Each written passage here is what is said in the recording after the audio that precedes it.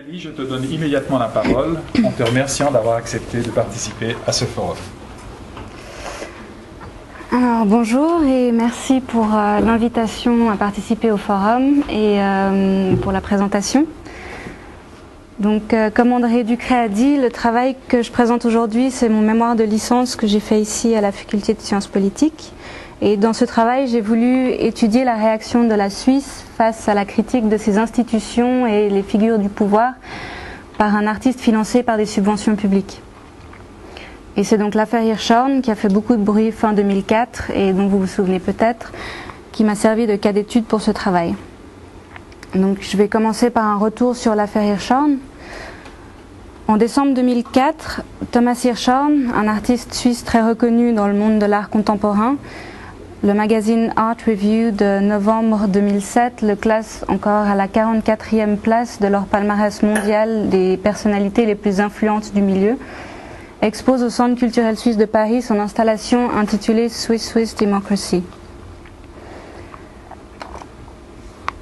L'exposition était subventionnée à la hauteur de 180 000 francs par Pro Helvetia, fondation de droit public dédiée à la promotion de la culture suisse à l'étranger.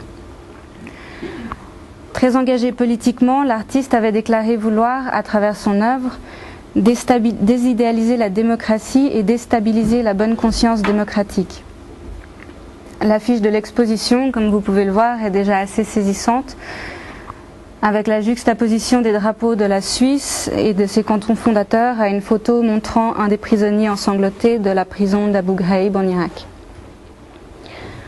L'installation Hirshhorn investit entièrement les locaux du Centre culturel suisse de Paris. Les murs sont recouverts de cartons multicolores et de coupures de presse et de photos et de slogans se rapportant au système politique suisse. On voit ici quelques photos de son installation et Hirshhorn lui-même en haut à droite. On voyait justement par terre des maquettes en scotch brun qui représentaient des montagnes sous lesquelles passaient des trains électriques.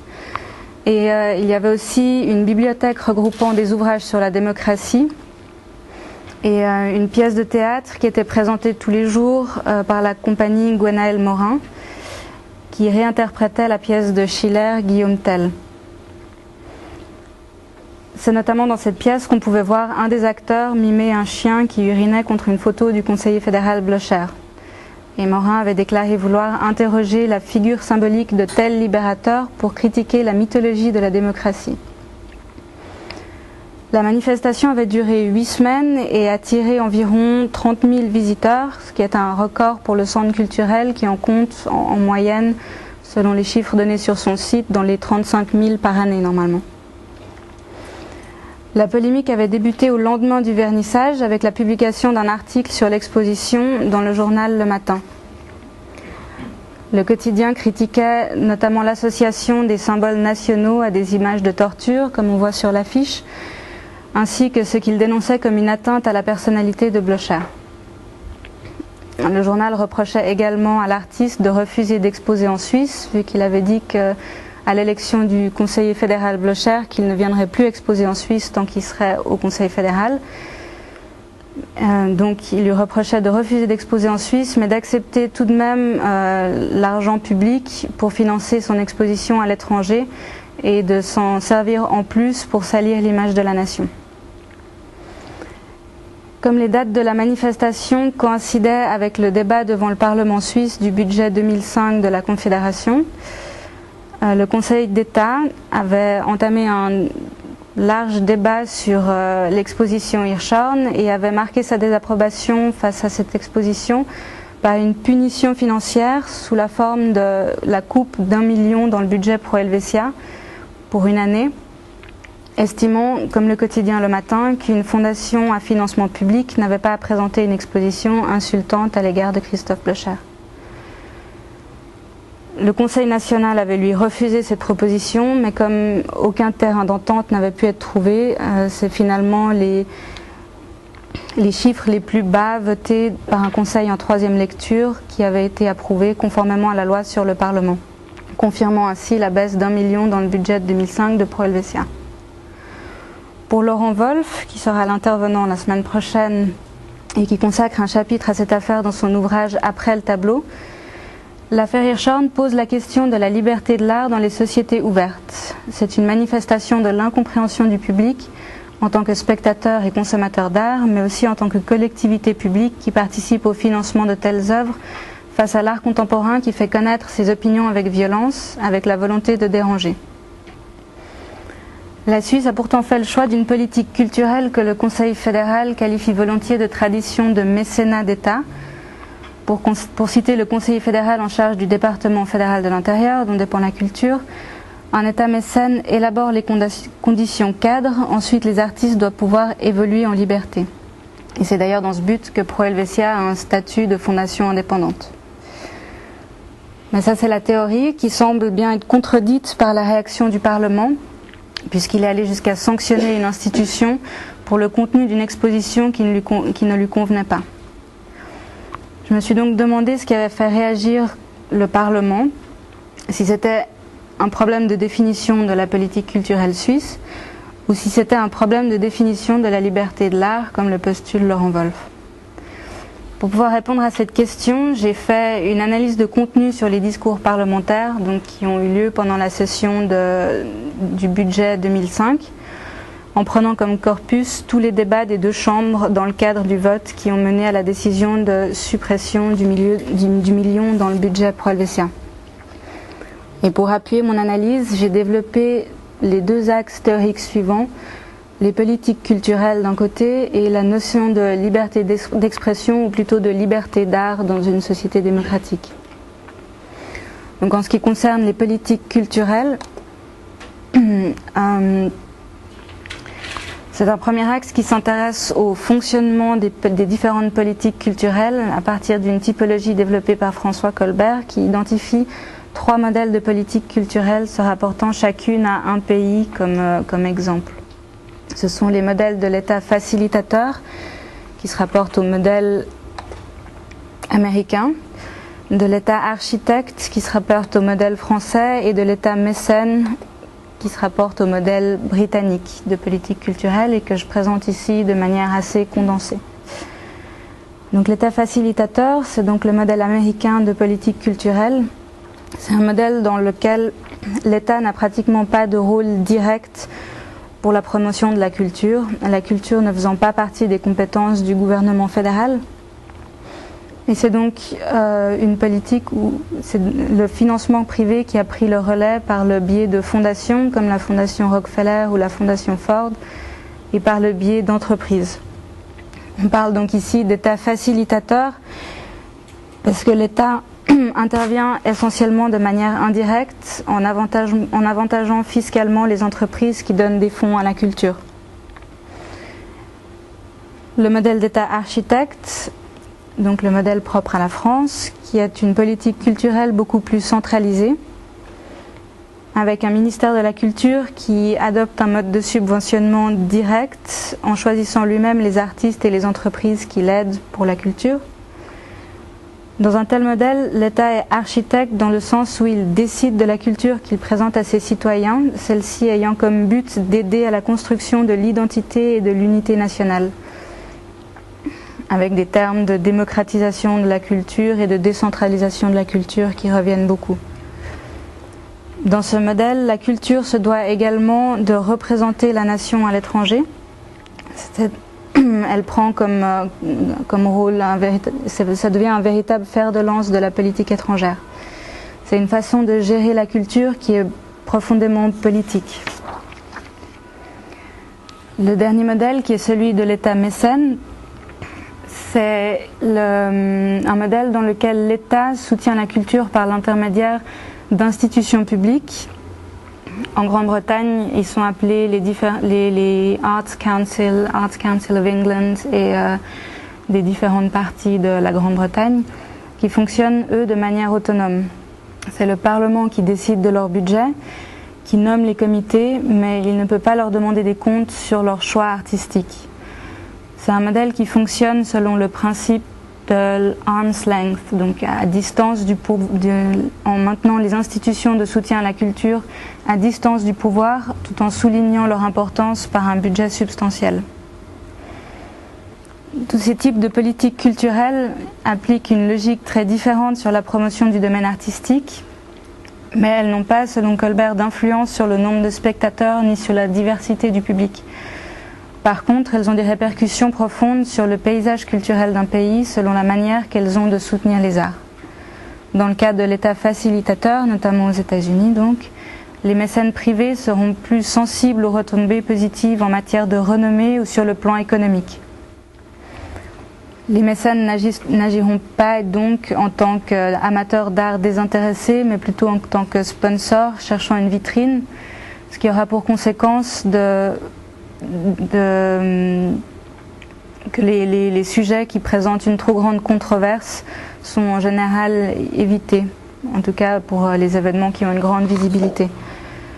En ce qui concerne l'État architecte, les conséquences sur la production artistique sont similaires à celles d'un État facilitateur, sauf que cette fois la culture ne doit pas obéir aux priorités du monde économique, mais à celles du monde politique. Les artistes qui ne sont donc pas conformes à l'idée que se fait l'État des buts de la culture auront donc plus de mal à obtenir un financement. En ce qui concerne les États mécènes, a priori, ils évitent les pièges des deux précédentes, puisqu'ils soustraient, en tout cas partiellement, la culture aux lois du marché et aux logiques politiques. Par contre, vu que ça fonctionne sur présentation de dossiers pour pouvoir obtenir des subventions, il y aura peut-être une plus grande tendance à reproduire les recettes qui marchent et de présenter des dossiers relativement peu innovateurs, mais qui auront plus de chances de passer la rampe auprès de l'administration.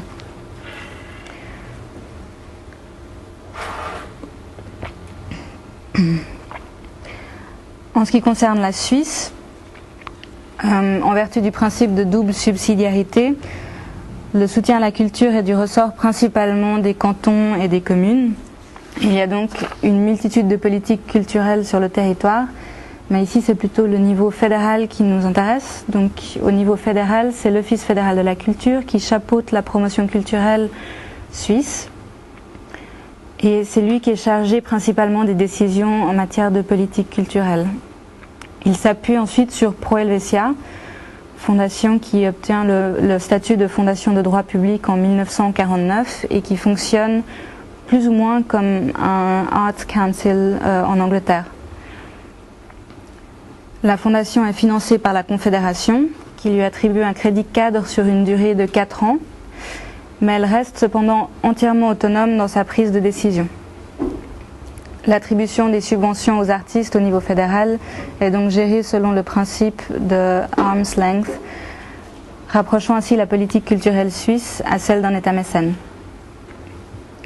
Pro Helvetia donc est chargé de maintenir et de développer le patrimoine spirituel du pays et de maintenir les relations culturelles avec l'étranger, en y faisant connaître les œuvres et les activités de la Suisse.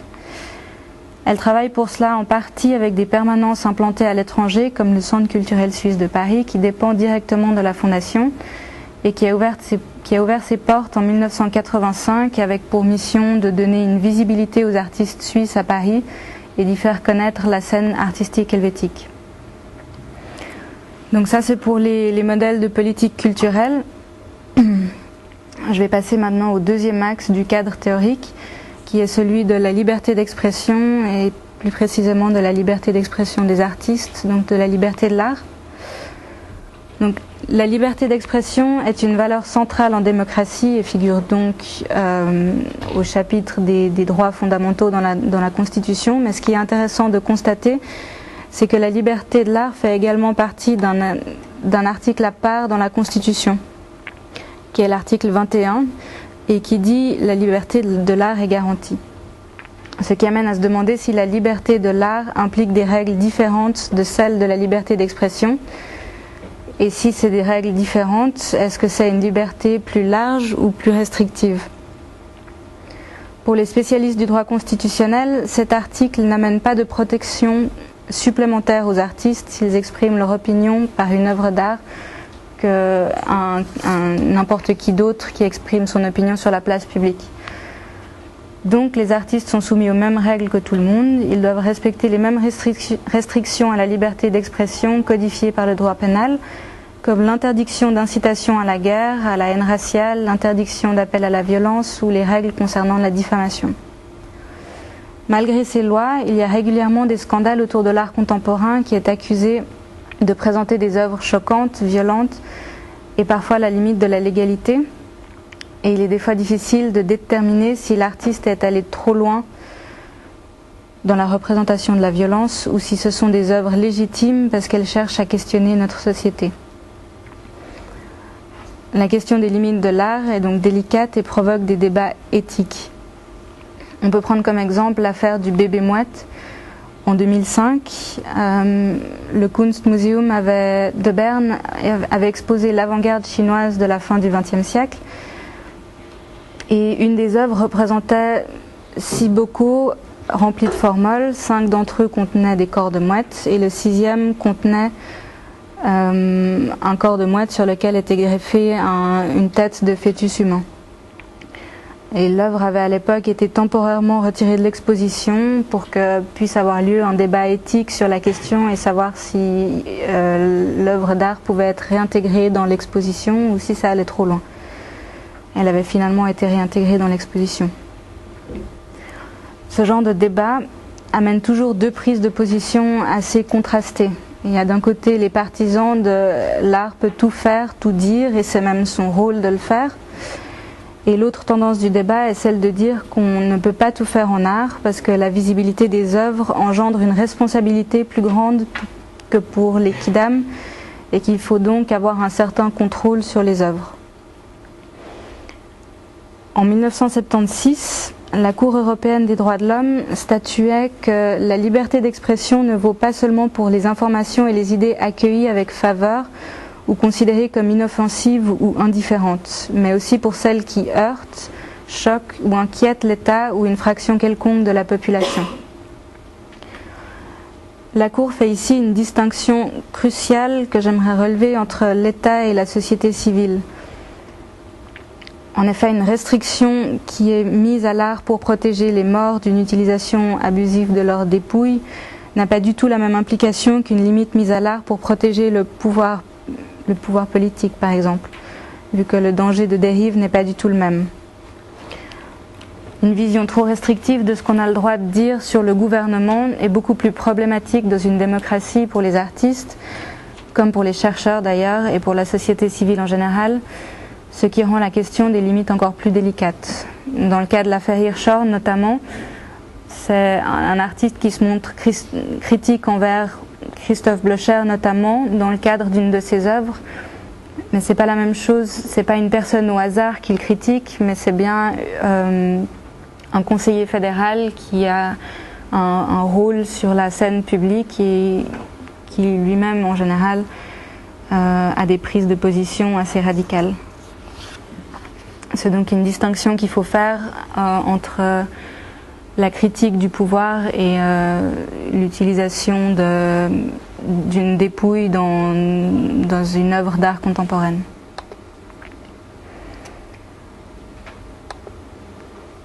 Donc ça c'est les 2 axes de l'analyse, de la théorie, et je vais maintenant présenter les résultats principaux de l'analyse de contenu des débats parlementaires.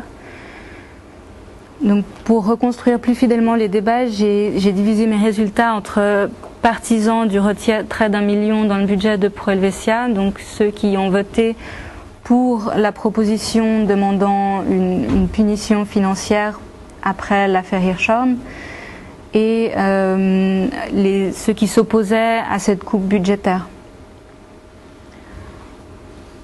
Donc du côté des partisans à la coupe budgétaire, j'ai retenu ici 3 traits principaux qui ressortent de l'analyse. Le premier est celui du Centre culturel suisse de Paris comme vitrine de la Suisse à l'étranger. La deuxième, c'est les limites de l'art. Et la troisième, l'indépendance de Pro Helvetia qui est remise en question. Donc en ce qui concerne la première catégorie, comme on peut le voir dans cet exemple, une grande partie des parlementaires estiment que le Centre culturel suisse de Paris se doit d'être une vitrine de la Confédération dans le sens où la permanence dans la capitale a pour but de montrer un portrait flatteur de leur pays. C'est une position qui est notamment très marquée dans cette intervention-là, au Conseil national,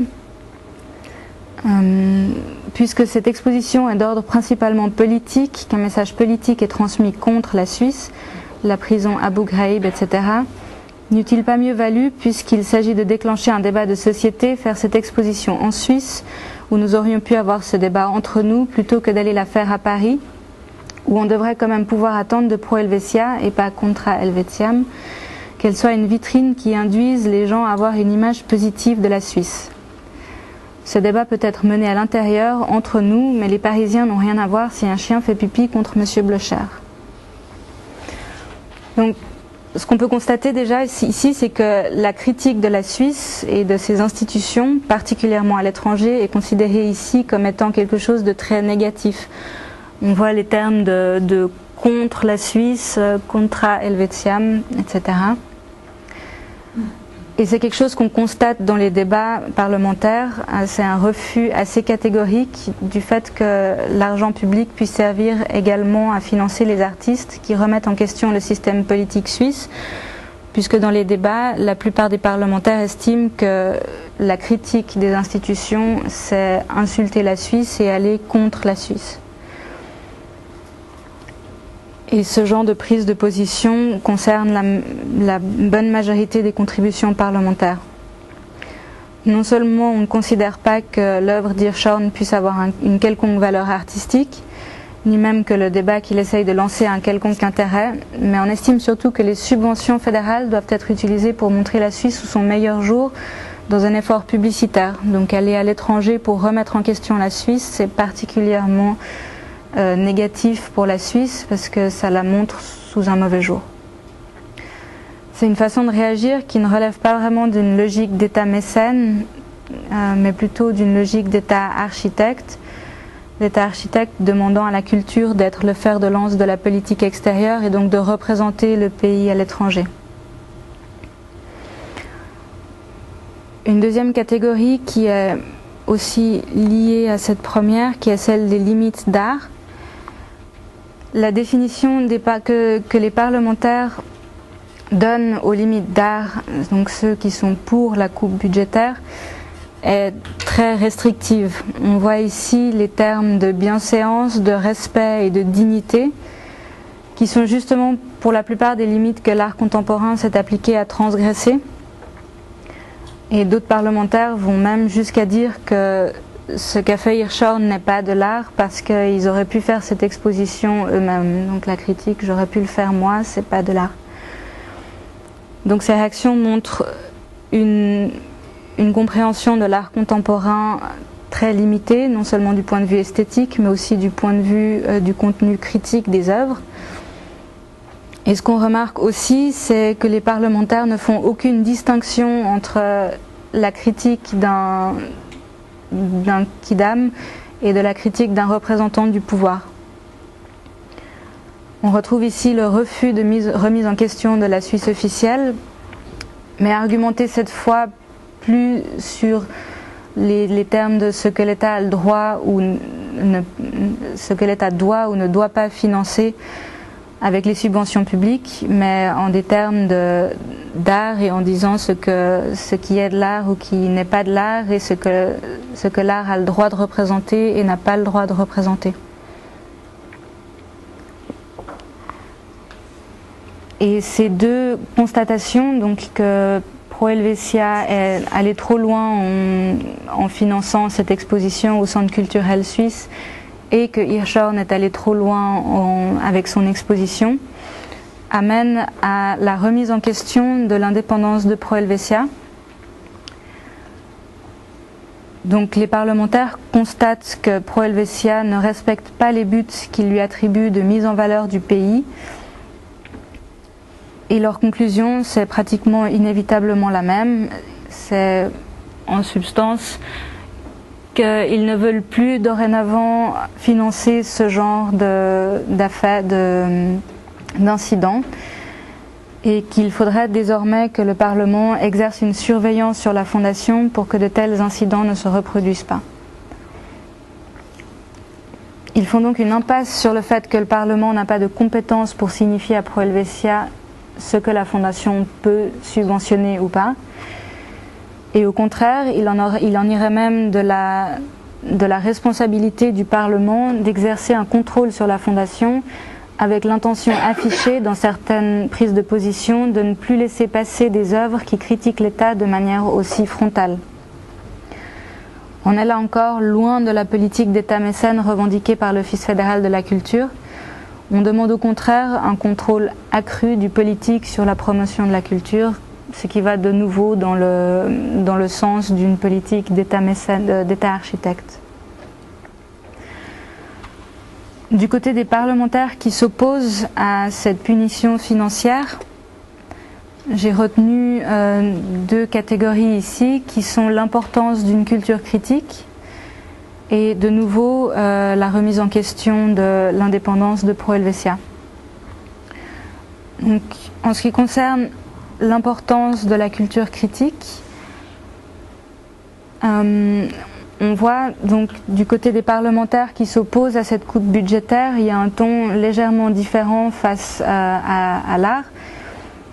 De leur avis, la critique doit être acceptée par un État démocratique.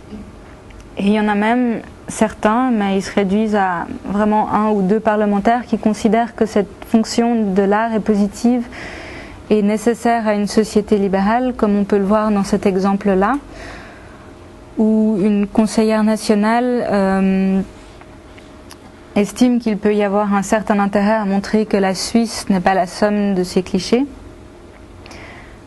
Et cette prise de position est même une des seules à utiliser le terme de débat, un débat de société, dans le contexte de l'exposition Hirshhorn, et qui ne parle pas de scandale, d'incident ou de critique qui est pris dans sa signification négative.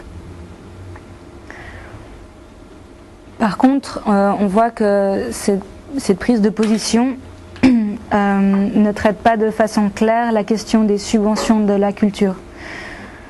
Le débat dans ce camp est mené dans des termes de défense de la liberté d'expression et non en des termes de politique culturelle.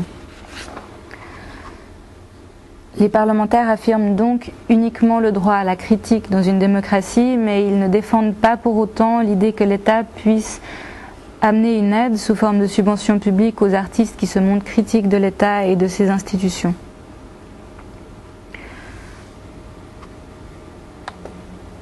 Et ça va même plus loin, toujours dans le camp des opposants à la coupe dans le budget Pro Helvetia. Cette affirmation de l'importance d'une culture critique ne sous-entend pas pour autant un soutien à l'autonomie de la Fondation Pro Helvetia. Les parlementaires qui s'opposent à la coupe dans le budget, c'est avant tout parce que le lieu, donc le débat pour le budget de la Confédération, ne leur paraît pas approprié pour prendre une telle décision.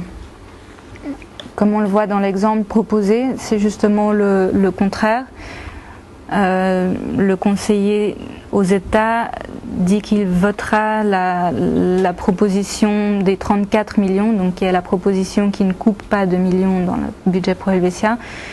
Il votera les yeux fermés pour cette proposition, mais qu'il faudra dans le futur éclaircir le rôle de Pro Helvetia, notamment dans la commission. Donc ces parlementaires ne s'opposent pas pour autant à ce que des mesures soient prises pour revoir le mandat ou le fonctionnement de Pro Helvetia. Et la demande est faite de manière explicite à plusieurs reprises pour qu'on reprenne à zéro le rôle de Pro Helvetia et qu'on revoie son fonctionnement. Il y a une seule parlementaire dans tout le débat qui fait un appel à s'engager pour l'indépendance de Pro Helvetia. Mais l'appel s'adresse au milieu culturel et non aux parlementaires, comme si finalement les autorités ne voyaient pas vraiment l'utilité d'une fondation publique indépendante de soutien à la culture. Donc, pour répondre au questionnement de départ, à savoir si c'est plutôt un problème de définition de la politique culturelle qui fait réagir les parlementaires, ou si c'est un problème de définition de la liberté de l'art en démocratie, on constate que, mis à part quelques exceptions qui s'attachent à défendre la liberté d'expression, Ce qui préoccupe ici la majorité des parlementaires, c'est le fait que l'argent public puisse servir à critiquer la Suisse, alors que la culture subventionnée par l'État devrait au contraire servir à montrer une belle image du pays et correspondre à l'idée que se fait le Parlement de la culture et de l'art. Les débats montrent donc de façon assez claire que le modèle d'État mécène, choisi traditionnellement par la Suisse, ne convient pas aux parlementaires et qu'il tend au contraire vers un modèle d'État architecte où le politique a plus une mainmise sur la culture et où la culture correspond au but ou correspondrait au but du Parlement. Le débat qui avait été mené fin 2004, là, ce n'est pas indépendant de l'agenda politique, puisque la nouvelle loi sur l'encouragement à la culture ainsi que la révision de la loi Pro Helvetia, qui ont été élaborées suite à l'introduction en 1999 d'un article sur la culture dans la Constitution suisse, les deux lois passaient en procédure de consultation en 2005 et ne devraient pas tarder à être examinées par le Parlement, probablement cette année. Et la réponse de Suisse Culture à la procédure de consultation relève entre autres les restrictions que la nouvelle loi sur Pro Helvetia amène à l'autonomie de la Fondation, et les acteurs culturels interrogés n'hésitent pas à dire leurs inquiétudes quant aux conséquences sur la liberté d'art en Suisse. Quant à l'affaire Hirschhorn, elle n'a pas fini de faire parler d'elle, rien que ces dernières semaines, à la suite du discours sombre du directeur de Pro Helvetia au forum Culture et Économie. Deux réactions mentionnent l'affaire Hirschhorn. Je vais ici en mentionner une. Dans le temps du 3 avril, un conseiller national PDC accuse l'affaire Hirschhorn d'avoir laissé des traces indélébiles dans la perception de la culture par de nombreux parlementaires. Et il ajoute également un peu plus loin que la culture n'est pas le lieu d'une critique nihiliste à l'égard des institutions. On aimerait que l'État fédéral s'en convainque et s'en inspire. On aimerait par symétrie que les artistes cessent de mettre en scène le laid, l'absurde, le dérisoire, tout ce qui est négatif. S'ils proposaient une culture joyeuse, sereine, accessible, ils obtiendraient une telle adhésion populaire que la politique suivrait. Donc on voit que non seulement l'affaire Hirschhorn va continuer à revenir sur le devant de la scène dès qu'on parle de politique culturelle en Suisse, et surtout là dans le contexte de votation de ces deux nouvelles lois. Et on voit que c'est de nouveau les mêmes termes qui reviennent. L'affaire Hirschhorn a donc laissé des traces indélébiles au Parlement. Et la culture n'est pas le lieu d'une critique nihiliste à l'égard des institutions, donc on revient sur des termes extrêmement négatifs dès qu'il s'agit de critique des institutions suisses. Et on charge les artistes de mettre en scène ce qui est joyeux pour que non seulement avoir plus de public, mais aussi pour donner une meilleure image de la Suisse et de la culture suisse notamment. Voilà. Très bien, merci.